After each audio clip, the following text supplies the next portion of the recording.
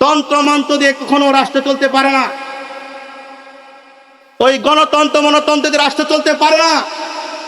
একমাত্র রাষ্ট্র চলবে আল্লাহর আইনে। কথা বলে ঠিক কিনা? যখন আল্লাহর আইন জমিনে কায়েম হয়ে যাবে, যখন আল্লাহর আইন জমিনে বাস্তবায়ন হবে, বাংলার জমিনে প্রতিটি মা বোন নিরাপদে রাস্তায় চলবে। কথা বলেন ঠিক কিনা? যখন বাংলার জমিনে আল্লাহর আইন না মানবে, আল্লাহর আইন মোতাবেক না চলবে, এই জমিনে দর্শন দিন দিন বাড়তেই থাকবে। কথা বলেন ঠিক কিনা? এই জন্য হাজিরিন, আমি দ্ব্যর্থ কণ্ঠে বলতে চাই, আমাদের আজকের এই শাখাইল মাহফিলের পক্ষ থেকে আমি একটি আওয়াজ সারা বিশ্বকে জানিয়ে দিতে চাই, যতক্ষণ তোমরা আল্লাহর রাসূলের আনুগত্য সঠিকভাবে না করবা, আল্লাহর জমিনে আল্লাহর আইন বাস্তবায়ন না করবা, ততক্ষণ পর্যন্ত মুসলমানের প্রত্যেকটা সমাজে, প্রত্যেকটা দেশে, প্রত্যেকটা গ্রামে, প্রতিটি ঘরে ঘরে, প্রতিটি ঘরে ঘরে শয়তানের আসর বসে যাবে। কথা বলেন ঠিক কিনা? বিধর্মী ইহুদি খ্রিস্টান তারা বসে নাই, তারা তাদের কাজগুলো চালাই দিয়েছে। আপনারা দেখে থাকবেন, কিছুদিন পূর্বেই, কয়েক বছর পূর্বেই একের পর এক ঘটনাগুলো ঘটতেছে। দাওয়াত তাবলীগের একটা মেহনত, একটা মুবারক মেহনত, যে মেহনতের মধ্যেও ইহুদি খ্রিস্টানদের হাত করে গেছে অলরেডি। তাদের একটা পলিসি হলো ডিভাইড অ্যান্ড রুল। পরস্পর তোমরা কি করে দাও? বিচ্ছেদ করে দাও, বিচ্ছিন্ন করে দাও। ডিভাইড অ্যান্ড রুল, এই পলিসি তোমরা গ্রহণ করো। পরস্পরের মধ্যে তোমরা হিংসা বিদ্বেষ মারামারি ছড়ায় দাও। ছড়ায় দিলে তারা দেখবা যে যখন দুই দল, একই মানুষ, একই মাথায় টুপি, একই দাড়ি তাদের মধ্যে লাগায় দাও, মাঝখান থেকে আমরা ফায়দা লুটে নেব। কারণ ইহুদি খ্রিস্টানরা চায় না এই দেশে ইসলামের আইন, কোরআনের আইন, আল্লাহর হুকুমে এই দেশ চলুক, তারা এটা চায় না। বর্তমান যে বিষয়, প্রেক্ষাপটের যে বিষয়গুলো চলতেছে, তার মধ্যে আপনারা দেখবেন ইহুদি খ্রিস্টানরা যখন 1757 সালে যখন পুরা নবাব সিরাজউদ্দৌলাকে পরাজিত করে এই দেশের শাসন তারা হাতে নিয়ে নিল, নেওয়ার পরে 200 বছর শাসন করেছে।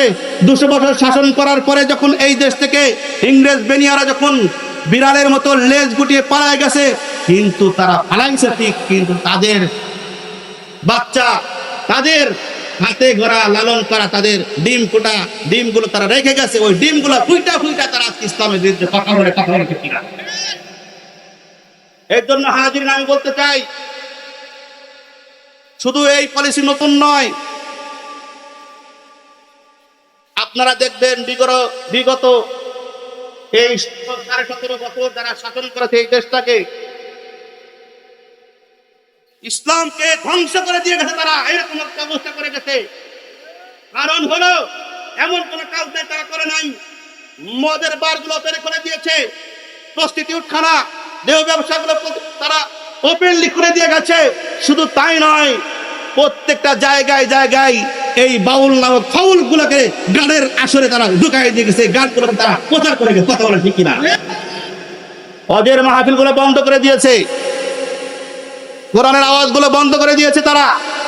কিন্তু এই উলঙ্গবনা, বেহায়াপনা যেই সমস্ত মহিলা পালা গান করে বেড়ায়, বেপরতাকি করে বেড়ায়, ওগুলোকে তারা প্ল্যাটফর্ম দিয়ে, ওগুলোকে তারা মাঠ দিয়ে দিয়েছে ছেড়ে, আর ইসলামের আওয়াজগুলোকে তারা বন্ধ করে দিতে চেয়েছে। কথা বলেন ঠিক কিনা? কিন্তু আল্লাহ পাক রব্বুল আলামিন ছাড় দেন, ছেড়ে দেন না।